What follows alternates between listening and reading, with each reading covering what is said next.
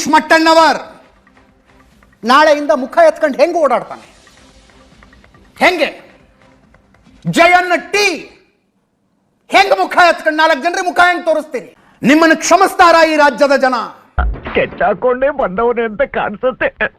ಅರೆ, ಜೀವನದಲ್ಲಿ ಕಷ್ಟಪಟ್ಕೊಂಡು ದುಡ್ಕೊಂಡು ತಿನ್ಬೇಕ್ರಿ. ಕಷ್ಟಪಟ್ಟು ದುಡಿಬೇಕು ಜೀವನದಲ್ಲಿ, ಇಂಥದ್ದು ಮಾಡೋದಲ್ಲ. ಅಸಹ್ಯ ಇದು. ಅಯ್ಯೋ ನೀನು ಬಾಯಿಗೆ ಮೈಸೂರು ಪಾಕ, ನಿನ್ನ ಬಾಯಿಲಿ ಮಾತು ಕೇಳದಲ್ಲೋ ನನ್ನ ಜನ್ಮ ಸಾರ್ಥಕ ಆಗೋಯ್ತು. ರಾಜ್ಯದ ಜನರನ್ನ ನಾನು ಕೇಳ್ತಾ ಇರೋದು, ಕ್ಷಮಿಸ್ಬಿಡ್ತೀರಾ ಇವ್ರನ್ನ? ಬಿಟ್ಬಿಡ್ತೀರಾ ಇವ್ರನ್ನ ಸುಮ್ಮನೆ? ಆಸ್ತಿಲಿ ಪಾಲು ಬರಬೇಕಾಗಿತ್ತು, ನನಗೆ ದುಡ್ಡು ಕೊಡಿಸಿ ಅಂತ ಬಂದಂಥ ಆ ಅಜ್ಜಿನ ಇಟ್ಕೊಂಡು ರೇಪ್ ಅಂಡ್ ಮರ್ಡರ್ ಕತೆ ಸೃಷ್ಟಿ ಮಾಡಿದ್ರಲ್ಲ, ನಾಚಿಕೆ ಮಾನ ಮರ್ಯಾದೆ ಏನಾದರೂ ಇದೆಯಾ ನಿಮಗೆ? ನೀನಿದೆಯಲ್ಲ ನೀನು ಈ ಸಿನಿಮಾ ನಟಿ ಪಂಡ್ರೆ ಬಾಯಿಗಿಂತ ಓವರ್ ಆಕ್ಟಿಂಗ್ ಮಾಡಬೇಡ.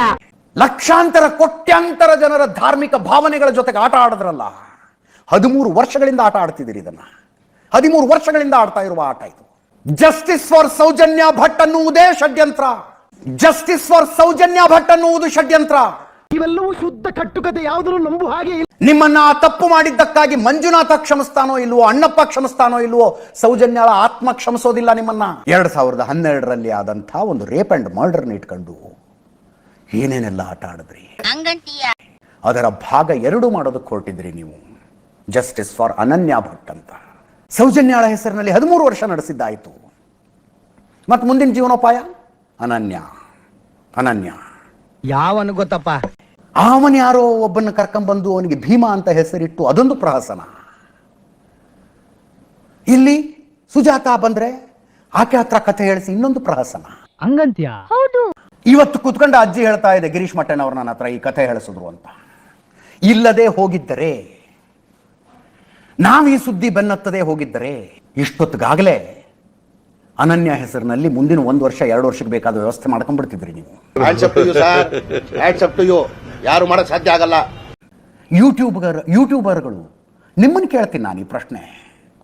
ಒಂದಷ್ಟು ವ್ಯೂಸ್ಗೆ, ಒಂದಷ್ಟು ಲೈಕ್ಸ್ಗೆ, ಯೂಟ್ಯೂಬ್ನಿಂದ ಸಿಗುವ ಒಂದಷ್ಟು ಕಾಸಿಗೆ ಇಂಥ ಜೀವನ ಮಾಡಬೇಕಾ? ಅದ್ರ ಬದಲು ಇಲ್ಲೆಲ್ಲೋ ಮೆಜೆಸ್ಟಿಕ್ ಕಡೆ ಬೇಡ, ಮಾತು ಹೇಳೋದು ಬೇಡ. ಕೇಳಲಾರನು. ಎಷ್ಟು ಜನ ಮಾತಾಡಿದ್ರಿ ಅನನ್ಯ ಬಗ್ಗೆ? ಒಬ್ಬನಿಗಾದ್ರೂ ಈ ಅಜ್ಜಿ ಹತ್ರ ನಿನ್ನ ಮಗಳದೊಂದು ಫೋಟೋ ಕೊಡು ಅಂತ ಕೇಳೋದಕ್ಕಾಯ್ತಾ? ಕೇಳಬೇಕು ಅಂತಾರು ಅನ್ನಿಸ್ತಾ? ನಿನ್ನ ಮಗಳು ಮಾರ್ಕ್ಸ್ ಕಾರ್ಡ್ ತೋರ್ಸಮ್ಮ ಅಂತ ಕೇಳಬೇಕು ಅನ್ನಿಸ್ತಾ? ನನ್ಗೆ ಅಷ್ಟು ತಿಳುವಳಿಕೆ ಇಲ್ಲಪ್ಪ, ಅಲ್ಪ ಜ್ಞಾನಿಗಳು. ನಾನು ಜನರಿಗೆ ಹೇಳ್ತೀನಿ, ಯಾರೋ ಏನೋ ಮಾಡ್ತಿದ್ದಾರೆ ಅಂತ ಹ್ಯಾಶ್ಟ್ಯಾಗ್ ಹಾಕಿದ್ದು. Justice for Soujanya, justice for Ananya. ಸತ್ಯ ಸುಳ್ಳು ಮೆದುಳು ಹೋಗ್ಬಿಟ್ಟಿದ್ಯಾ? ಅದು ಕಾಮನ್ ಸೆನ್ಸ್ ಅನ್ನೋದು ಸತ್ತೋಗ್ಬಿಟ್ಟಿದ್ಯಾ? ನನ್ನ ಜನರಿಗೆ ಹೇಳೋದು ಒಂದೇ, ದಯವಿಟ್ಟು ಸತ್ಯನ ಅರ್ಥ ಮಾಡ್ಕೊಳ್ಳುವಷ್ಟು ಬುದ್ಧಿಶಾಲಿ ನಿಮಗೆ ಬರಲಿ, ಬುದ್ಧಿವಂತರಾಗ್ರಿ. ನಾನು ಈಕೆ ಕತೆ ಕೇಳಿದಾಗ ಆರಂಭದಲ್ಲಿ ನನಗೂ ಕಣ್ಣೀರು ಬಂತು. ಈ ಅಜ್ಜಿ ಬಂದು ದಕ್ಷಿಣ ಕನ್ನಡ SP ಆಫೀಸಿನ ನೆಲಕ್ಕೆ ಮುಟ್ಟಿ ನಮಸ್ಕಾರ ಮಾಡಿ ಕಣ್ಣೀರು ಹಾಕ್ಕೊಂಡು ಬಂದು ಮಾತಾಡುವಾಗ ನನಗೂ ಕಣ್ಣಲ್ಲಿ ನೀರು ಬಂತು.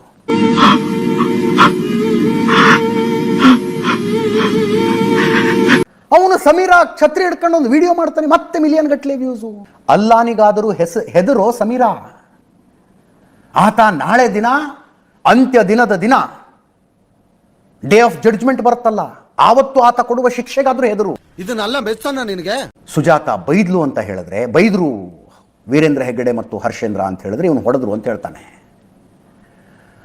ನನ್ನ ಮಗಳು ದೇವಸ್ಥಾನದ ಸಿಬ್ಬಂದಿಯ ಜೊತೆ ಒಳಗಡೆ ಹೋಗೋದನ್ನು ನೋಡಿದವರು ಇದ್ರು ಅಂತ ಸುಜಾತ ಹೇಳಿದ್ರೆ, ಅವನು ಬರ್ತಾನೆ ಗಿರೀಶ್ ಮಟ್ಟಣ್ಣವರು ರೇಪ್ ಮಾಡಿ ಮರ್ಡರ್ ಮಾಡಿ ಹೂತ್ ಹಾಕೋದನ್ನೇ ನೋಡಿದವರು ಇದ್ದಾರೆ ಅಂತ. ಮಾತು ಯಾವನೋ ಪಾದಯಾತ್ರೆ ಮಾಡೋದಕ್ಕೆ ಹೊರಡ್ತಾನೆ,